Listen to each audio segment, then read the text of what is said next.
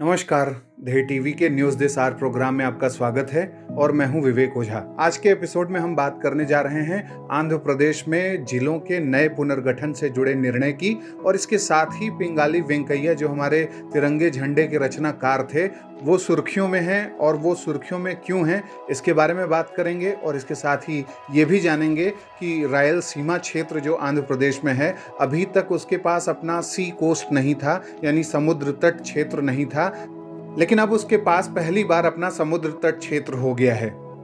आंध्र प्रदेश सरकार ने हाल ही में 13 नए जिलों के गठन का निर्णय किया है और इसके साथ ही आंध्र प्रदेश में कुल जिलों की संख्या बढ़कर 26 हो जाएगी।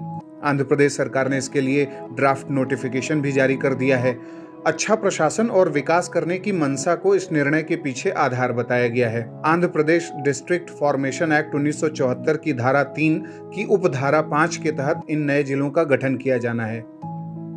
2 नए आदिवासी जिलों का निर्माण भी किया जा रहा है। एक तो मनियम जिसका मुख्यालय पार्वतीपुरम में होगा और दूसरा अलूरी सीताराम राजू जनपद जिसका नाम तेलुगु स्वतंत्रता सेनानी के नाम पर रखा गया है। विशाखापट्टनम जिले से कुछ हिस्से को निकालकर अनाकापल्ली, ईस्ट गोदावरी जिले से कुछ हिस्सा निकालकर कोनासीमा और काकीनाडा, वेस्ट गोदावरी जिले से कुछ हिस्सा निकालकर एलुरु, कृष्णा जिले से कुछ हिस्सा निकालकर एनटीआर, गुंटूर से कुछ हिस्से निकालकर बापटला और पलनाडु, कुर्नूल से कुछ हिस्से को निकालकर नंदयाल और अनंतपुरामू से कुछ हिस्से को निकालकर सत्य साई, कड़प्पा से निकालकर अन्नामाया और चित्तूर से कुछ हिस्से को निकालकर श्री बालाजी जिलों का निर्माण किया जाना है। इसी के साथ आंध्र प्रदेश के कुछ अन्य महान व्यक्तियों, स्वतंत्रता सेनानियों के नाम पर जिलों को बनाने की मांग तेज हो गई है, जिसमें सबसे प्रमुख नाम है भारत के राष्ट्रीय ध्वज तिरंगे को डिजाइन करने वाले पिंगाली वेंकैया की। पिंगाली वेंकैया के नाम पर एक नया जनपद बनाने की मांग तेज हो गई है आंध्र प्रदेश में। अभी कुछ माह पहले ही आंध्र प्रदेश के सीएम ने भारत के तिरंगे झंडे को डिजाइन करने वाले फ्रीडम आर्टिस्ट, स्वतंत्रता सेनानी पिंगाली वेंकैया को भारत रत्न देने की मांग भी की थी।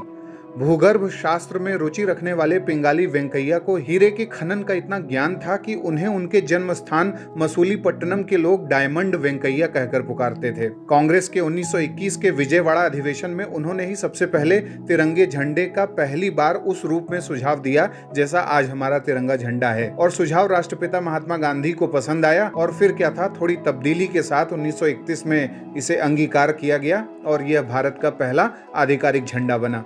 वर्ष 1921 में ऑल इंडिया कांग्रेस कमेटी के विजयवाड़ा अधिवेशन में आंध्र प्रदेश के एक युवा पिंगाली वेंकैया ने जो झंडा तैयार कर गांधी जी को दिया था, यह लाल और हरे रंगों से निर्मित था और भारत के 2 प्रमुख समुदायों हिंदू और मुस्लिम का प्रतिनिधित्व करता था।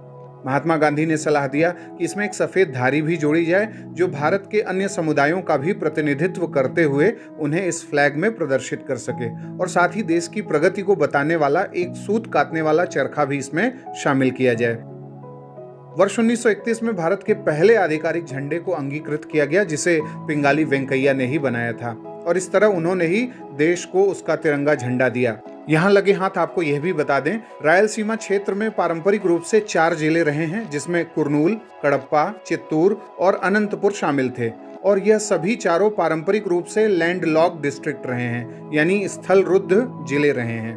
अब यह 4 जिले 8 नए जिलों में पुनर्गठित किए गए हैं, यानी रीऑर्गेनाइज्ड किए गए हैं, जिसके बाद रायलसीमा के पास पहली बार अपना समुद्र तट भी हो गया है। लंबे समय से आंध्र प्रदेश में तटीय और गैर तटीय जिलों यानी कोस्टल और नॉन कोस्टल जो डिस्ट्रिक्ट्स हैं उनके विभाजन में असमानता देखी जा रही थी, लेकिन अब शुष्क जो रायलसीमा क्षेत्र है यानी एरिड रायलसीमा क्षेत्र, उसमें आंध्र प्रदेश के जिलों के पुनर्गठन के बाद पहली बार समुद्री तट वाला क्षेत्र हो गया है रायलसीमा। और ऐसा इसलिए हुआ है क्योंकि जो नया जिला श्री बालाजी जिला बना है उसके दायरे में नेल्लोर के कुछ भाग भी शामिल हो गए हैं और श्री बालाजी डिस्ट्रिक्ट का मुख्यालय तिरुपति होगा। तो ये था हमारा आंध्र प्रदेश के जिलों के पुनर्गठन से जुड़े हुए निर्णय के बारे में जानकारी, और उसके साथ साथ रायलसीमा को जो नया समुद्री तट क्षेत्र मिला और पिंगाली वेंकैया के बारे में जानकारी। अब बारी है आज के सवाल की।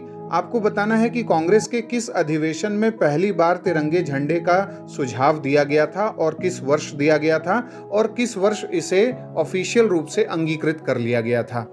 तो आज के लिए इतना ही। अगले कार्यक्रम के साथ जल्द ही हाजिर होंगे। इजाजत दीजिए, नमस्कार। यूपीपीसीएस क्रैक करने का जबरदस्त टूल ध्येय आईएएस का कॉम्प्रिहेंसिव एक्सप्रेस टेस्ट सिर्फ 100 रुपए में, और साथ ही पाएं सब्जेक्ट वाइज आकलन, काउंसलिंग सेशन और एकेडमिक सपोर्ट। अपेयर करने के लिए नीचे डिस्क्रिप्शन बॉक्स में दिए गए लिंक पर क्लिक करें या ध्येय आईएएस ऑनलाइन ऐप को डाउनलोड करें।